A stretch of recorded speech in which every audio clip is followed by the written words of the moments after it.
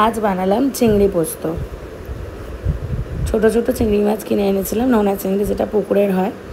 তো সেই চিংড়ি মাছগুলোকে ভালো করে পরিষ্কার করে ধুয়ে নিলাম। ধুয়ে নিয়ে নুন হলুদ মাখিয়ে নিলাম। কড়া গরম হয়ে গেছে, কড়ার মধ্যে সর্ষের তেল দিয়ে খুব ভালো করে আমি তেলটাকে গরম করে নেব।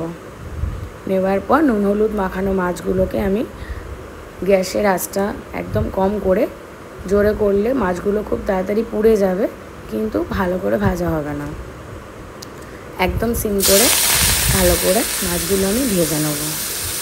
মাছগুলো ভেজে নিয়ে এপিট ওপিট করে 2-3 মিনিট ভেজে আমি মাছগুলোকে অন্য একটা বাটিতে তুলে রেখে দেবো।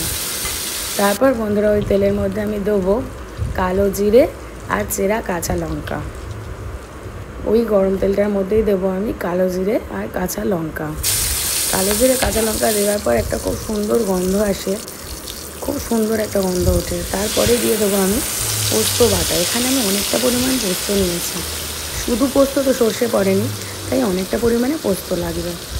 পোস্তটা আমি শুকনো লঙ্কা দিয়ে বেটে নিয়েছিলাম। আমরা একটু ঝালটা বেশি খাই, তাই আমরা একটু শুকনো লঙ্কাটাকে বেশি ইউজ করি। তো শুকনো লঙ্কাটাকে দিয়ে বেটে নিয়েছিলাম, দিয়ে দিলাম আমি তেলের মধ্যে।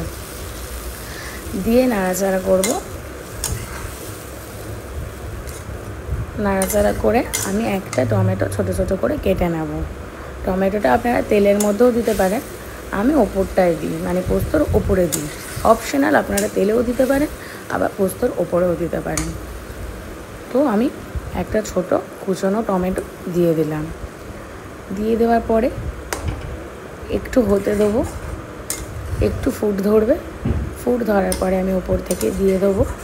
এতে কোনো মশলা পড়বে না, আপনারা সবাই চিংড়ি পোস্ত করতে জানেন, আমি এভাবে করি, আমি আমারটা জানালাম।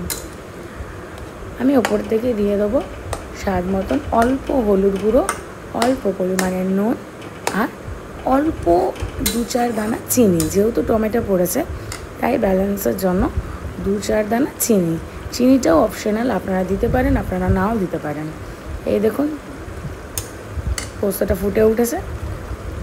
এইবার ওপর থেকে মশলা 3টে পড়বে অল্প অল্প। এই দেখুন হলুদ গুঁড়ো দিয়ে দিলাম, দিয়ে দেবো অল্প পরিমাণে নুন, দিয়ে ভালো করে নাড়াচাড়া করে নেব। 5 মিনিটের রান্না, খুব সুন্দর খেতে হয়। এই চিংড়ি পোস্ত দিয়ে ভাত খাওয়া হয়ে যাবে, আর কিচ্ছু লাগে না, সত্যি আর কিচ্ছু লাগে না। এই যে বললাম আপনাকে 2-3 দানা চিনি দিয়ে দেবো, আপনারা নাও দিতে পারেন। ভালো করে ফুটিয়ে নিয়ে দিয়ে দেবো আমি ওপর থেকে ভেজে রাখা চিংড়ি মাছগুলোকে। সব কটা চিংড়ি মাছের খোলা ছাড়ানো। দেখুন মাছগুলো ছোট, কিন্তু তারপরেও সব খোলা ছাড়ানো। খোলা থাকলে না অতটা ভালো লাগে না খেতে। তো মাছগুলো দিয়ে দিলাম।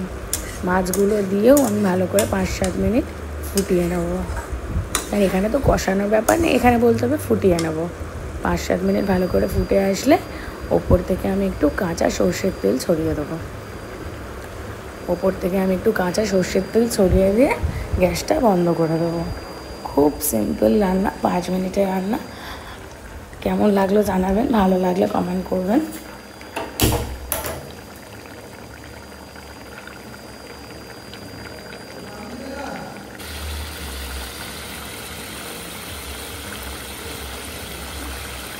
প্লিজ আমার চ্যানেলটাকে সাবস্ক্রাইব করবেন, আমার পাশে থাকবেন, বেল আইকন বাটনটা প্রেস করে দেবেন।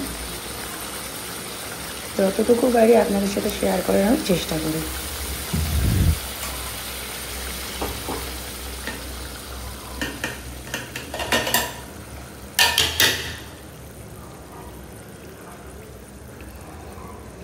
দেখুন কত সুন্দর স্ট্রাকচারটা এসছে না? গরম ভাতে মাছ 1 পিস 2 পিস হলেও হবে, কিন্তু আমার সেটা চলে না, আমার আবার একটু বেশি মাছ চাই। যাই হোক, কিন্তু পোস্তটা দিয়ে ভাত খাওয়া হয়ে যাবে। দেখুন বন্ধুরা, গরম ভাত আর পোস্ত, চিংড়ি পোস্ত, এইভাবে একবার বানিয়ে ফেলবেন, খুব সুন্দর লাগে খেতে। Thank you, welcome to my channel.